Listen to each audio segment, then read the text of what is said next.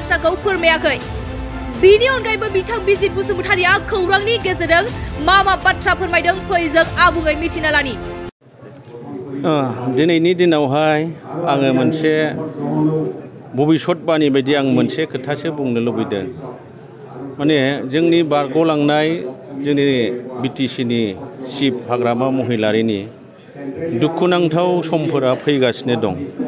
मानो होननानै बुङोब्ला दिनैनि दिनावहाय जोङो देबोरगाव समस्तिनि सिङावहाय गोबां बिपिएफ दोलोनि मानसिफोरा जोंनाव जयेन जाबाय आरो दिनैहाय जोङो मोनसे प्रग्राम लानाय जादोंमोन मोनफ्रोमबो प्राइमारिफोरनि दैदेनगिरि मावथि बिथांमोनखौ लानानै जोङो मोनसे समायखिरा लानाय मोनसे फोरबो खालामनाय जादों बेयाव जोङो नुनो मोन्दों देबोरगाव ब्लकनि सिङाव थानाय गोबां जोंनि सापर्टार आरो बुथ कमिटिनि दैदेनगिरि मेम्बार आरो प्राइमारिनि दैदेनगिरि बिथांमोनहा रंजा बाजायै लैहोर फैनानै बिथांमोनहा बाहागो लाफैदों आरो दिनै समायखिरा लादों बेखौ नुयोब्ला जोंनि गोसोआ रंजाखांदों आरो जोङो मोनसे बुंनो हायो आं दहाय बुंनाया बेनो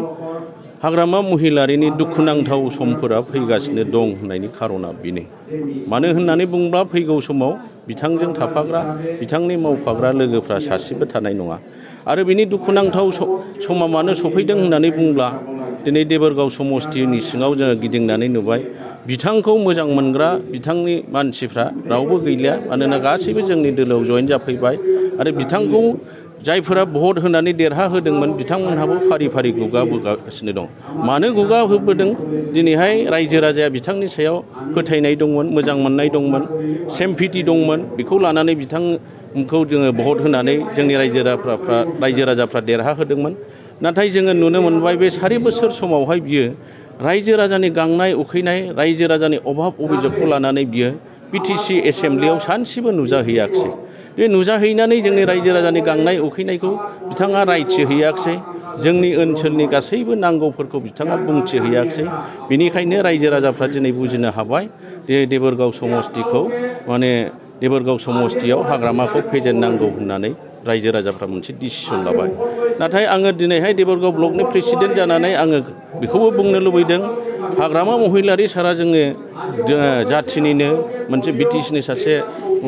दैदेनगिरि आरो बिथाङा आन्दलनकारि हिसाबै बिथांनि जेननायखौ जोङो लुबैया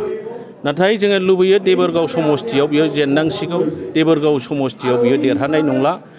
बिथाङा माबा मोनसे मोजां समस्ति मोजां जायगा नायनानै बिथाङा गेलेहैथोंसै नांगौ जायोब्ला जोङो बिथांखौ देरहाहोनायनि खामानि मावफाहैगोन जोङो हेफाजाब होगोन बेबायदि जोङो थांखि लानाय जाबाय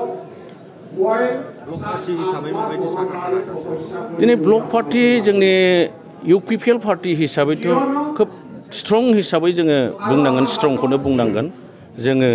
जोंनि देबोरगाव ब्लकनि सिङाव थानाय जा 16टा प्राइमारि दङ आरो 335टा गामिफोर दङ बे गामिफोर आरो प्राइमारिफ्राव आरो जोंहा 84टा बुथ कमिटिफोर दङ बे बुथ कमिटिफ्रा स्ट्रंलि खामानि मावगासिनो दङ माखासे समनि सिगाङावहाय जोंनि दोलोआ गोदान हिसाबै माखासे मावनाय दांनायफ्राव एसे बेखायदा उसुबिदा जाबाय थादोंमोन नाथाय लासै जोंनि मावथिफोरा बुजिनो हाजोब्बाय स्ट्रंलि खामानि मावनो हानायनि बेबस्थाया दा जाजोब्बाय बेनिखायनो जोङो फैगौ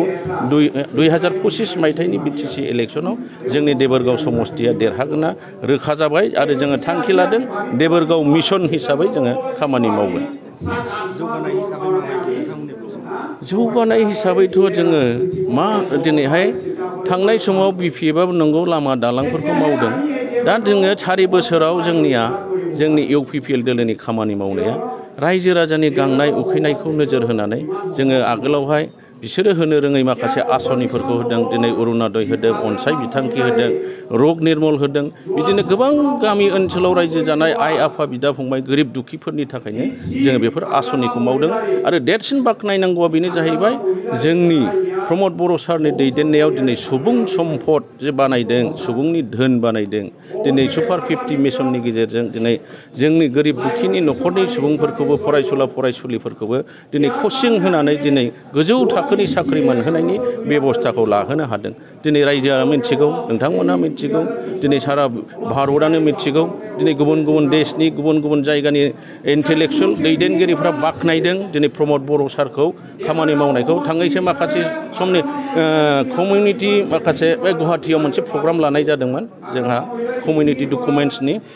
बेखौ बे प्रग्रामावबो गोबां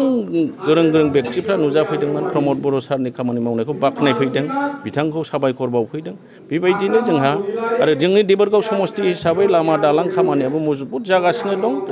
दं जोङो बुंनानै फोजोबनो हाया दिनैहाय गोबां खामानिफोर जागासिनो लामा सामा जागासिनो दं दालां जागासिनो दं बेफोरखौ नायनानै जों बुंनो हायो दिनै जोंनि प्रमद बर' सारा जोंनि भबिष्यतावबो खामानि मावलांगोन आरो बेनो फैगौ समावबो जोंनि बिटिआरनिनो चिफ जागोन होननानै बेखौ जों 100% जोङो बुंनो हायो